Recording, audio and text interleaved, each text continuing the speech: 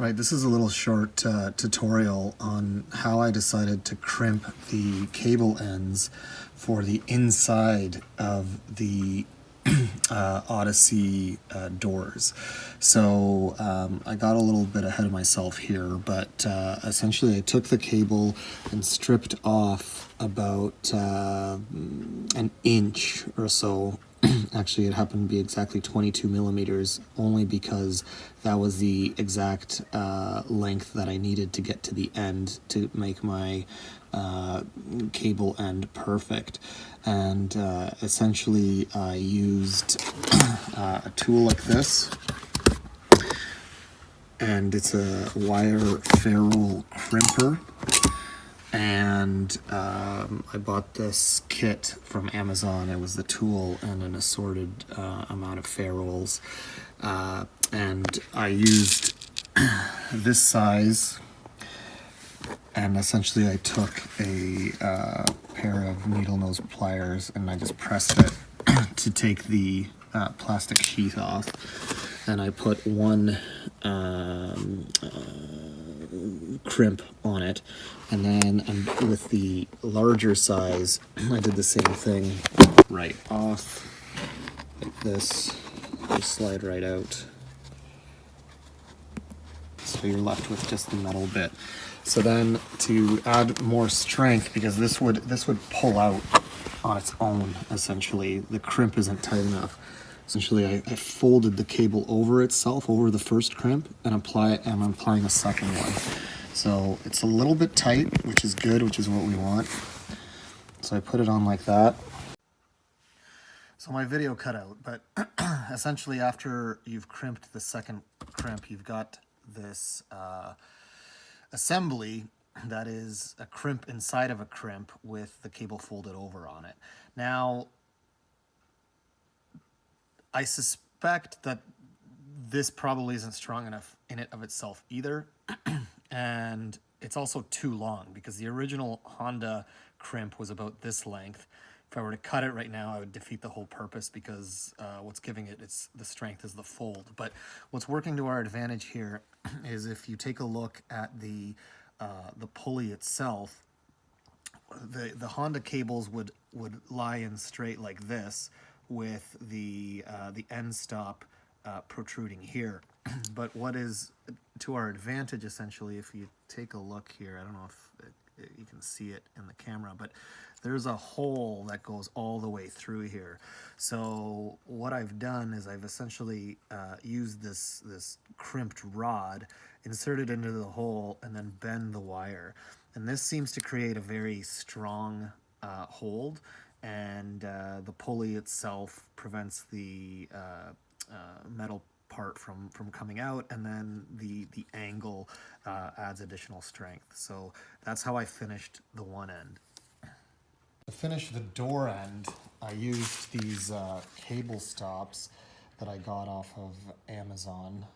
There's the part number, and it is essentially a 1/16 wire diameter cable stop. I did this fix once, and it didn't work very well, because the front cable I was able to crimp, I think, properly, but I did the front one after I did the rear one, and the rear one failed on me. And the reason why it failed is because I actually only put the wire in through the one side, figuring that the wire has to bend down through the force of the screw. But with the other one, I kind of got lucky, and the wire went right through, because there are two holes on these wire end stops, and I kind of couldn't figure out why, because the screw's way too long otherwise. So anyways, long story short, I'm redoing this fix. I got the wire through both holes, and I took a screw, I applied it into the hole until basically it jammed itself, and then I cut the end off, because otherwise the screw head sticks out, and I'm concerned that there's going to be too much distance here.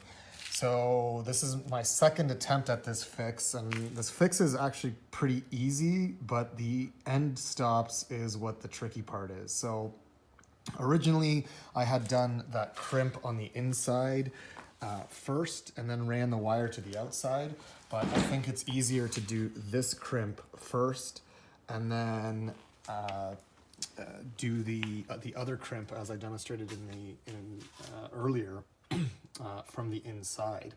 So I'm gonna see if I can get this all applied up here and work. The other helpful hint here is ensure that you run the cable through these pulleys before you try to assemble everything, because obviously the cable needs to run through this opening, and if you try to do it afterwards, it won't work.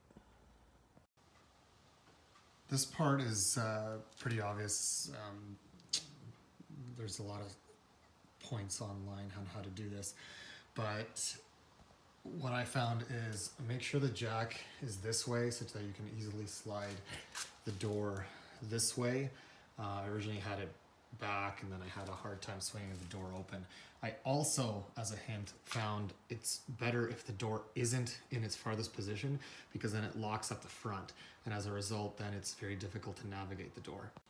Actually, I didn't have to move the door out whatsoever. Once I got this detached, you can just slide this. So now I'm going to attach these two cables and reapply. Now, as of right now, there's no tension on the inside, and I intend to install the cable here first and then tension it up on the inside.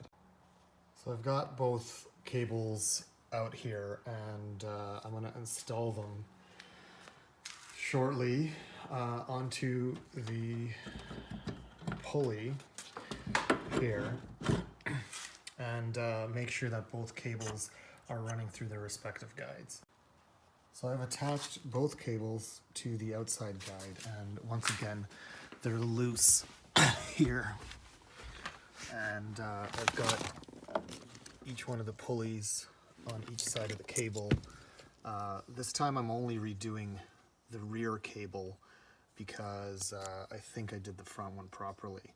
So the trick comes now to how to wind this thing, and I can't really do this with one hand holding the phone. So essentially the strategy is to install the cable from both sides, keeping in mind that this is the front, this is the back, so the front cable goes into this outlet because you want it to unspool this way. And then what I essentially did last time, hopefully I can do it again, is wind each cable along the pulley until they both meet. And where they meet, where you can't wind them anymore, wind them around. So you basically will have cable from both ends, pinch them at the bottom, and then install the spindle. And it was a bit of a trick. It took me and my wife together to both compress the pulleys and install the spindle at the same time. So we'll see if I can get it done this time. Okay, we'll see if I can get this working on video. So essentially the way this needs to go is the pulley part goes in the front, the spring goes in the back. The bottom of this fits into this slot and the top of it fits into this slot, if you're lucky. So what you need to do is compress the spring and then subsequently compress the other one as well. Drive the two ends in and then pull the cable back. So actually that worked a lot easier than the first time, probably because I had my length. I added a little length to the back because I originally measured it to the exact length, but then I ended up losing a little bit of length, maybe about a ½ an inch on each side, because of the way I did the cable stops on the inside. So make sure that the cable is running correctly through the pulleys. Now, essentially, I haven't attached the door yet, and this exterior mechanism is still loose, and I will attach it shortly. But with the exterior mechanism loose, it's easy to adjust the lines, and then you're not fighting with the door, because essentially it's easier to add tension to the pulleys. So I'll put this back together. I don't want to actually run this with the pulleys exposed because they are loose and they could come out. So I'm going to put the cover on before I actually test it, and I will actually install the door before I test it.